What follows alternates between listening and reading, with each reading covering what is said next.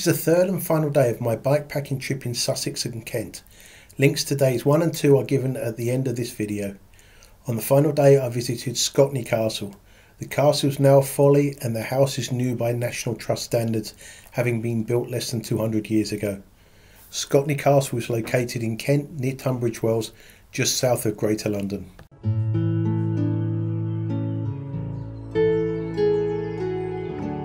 The Darrell family owned the estate for 350 years. In 1778 the Hussey family bought it. However, the castle was very damp, which is believed to have led to the deaths in the family. The house was built in 1837 out of sandstone quarried from the grounds.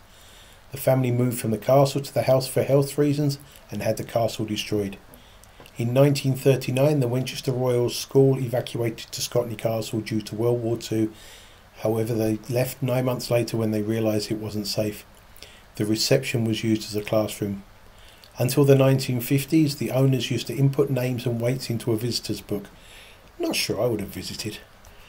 The house was built to include space for servants. However, after the war, the number of inhabitants decreased, and so part of the house was rented out, including to the then Prime Minister Margaret Thatcher.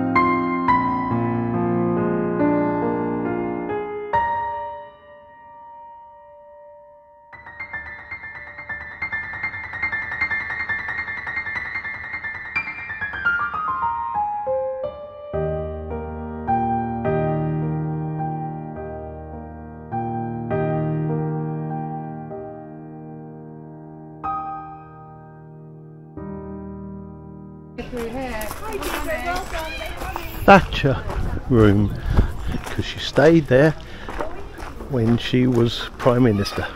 This is why it's called the Picturesque Garden. This is a particular design of garden. Its design is picturesque, and that was a movement a few years ago, and it is the complete opposite to Capability Brown. Capability Brown would sweep landscape away so that you could have vistas leading to a folly somewhere in the distance. Yes. Picturesque is about following the contours of the land, not disturbing it, but perhaps improving upon it. Was it the same era? Planting. Around about the same era, yeah, 1830 something.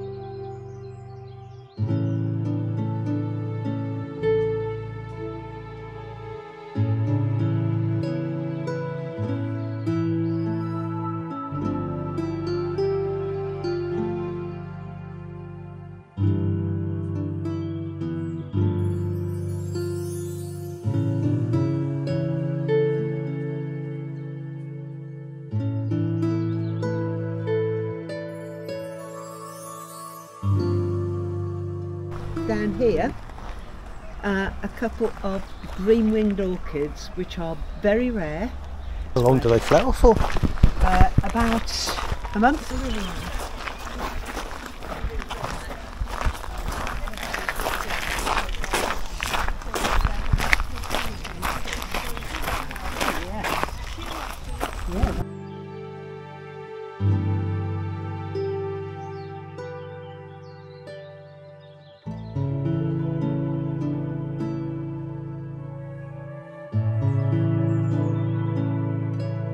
How many gardeners do you employ? Well, in terms of paid gardeners, there are one. Wow. I call him Big Red. Yes, this must be at least 300 years old, no? It's about 150-ish, Oh, maybe a little more. It's probably one of the tallest trees we have on the estate, and it's at the highest point of the estate. And what we'll see as we walk around is the exit of lightning strikes. Oh, Here. oh yeah. Oh, wow. Oh yes, good. And again. Good. Okay, so this is a nice place to stand Oh wow. and have a look at the back of that Tudor mansion. That is what the mansion was. Deliberately ruined. Oh. Because Edward III didn't want to live here, Yes. and he needed a folly. This is actually a lake. It's not a moat. Oh. It's a lake because there is no drawbridge on it. Okay. Right.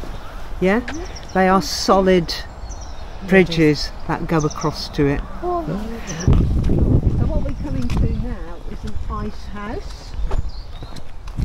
This is an ice house. Ice houses, certainly in the Victorian times, were very, very popular. The purpose of an ice house is to keep ice as ice for as long. So what would happen in the days when we had winters and the lake froze over, they would cut out huge bits of ice and chuck them in the hole. It would keep it icy. And why? Because they would then, you know, the boy in the house would come down, go in there, get some ice and take it back up to the house and put it under a meat safe, or use it to put a bowl in. Fridge, exactly. Preceded fridges.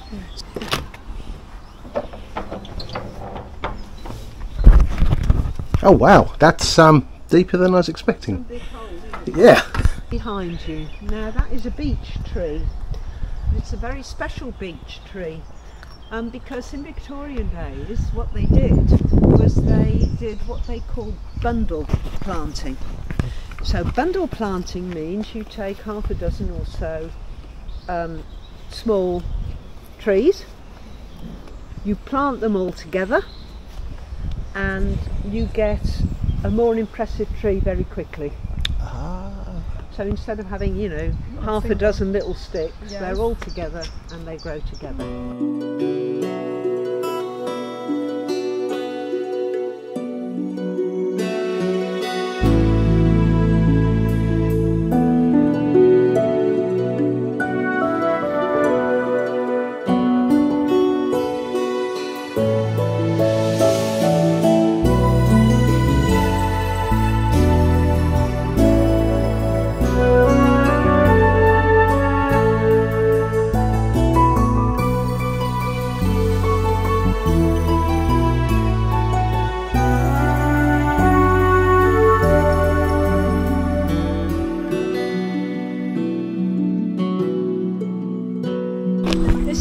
Special tree.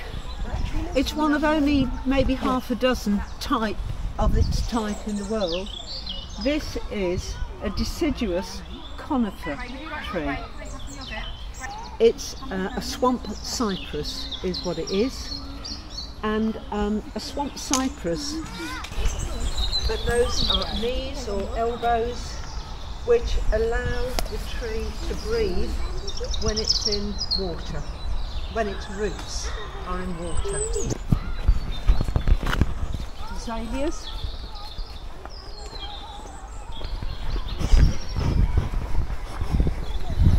What are? Them. I think I learnt about it in school. Do you know what they are? I forgot the name, but I do think they're poisonous. Well, in a way. I think many. They're nasty. Mm. Okay. They will scratch you. They'll rip holes in you, and those are not just there, but they're on the bottoms of the leaves as well.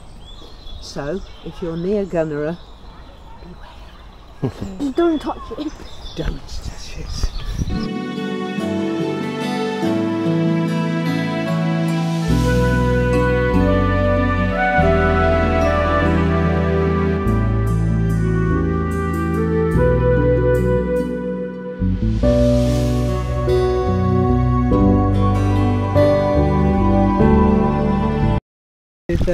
Into the lake. Yeah. Mm. Yeah. What are you looking at here? That's coastal. This one closer to you, that's giant. Oh, right. And that is the sun.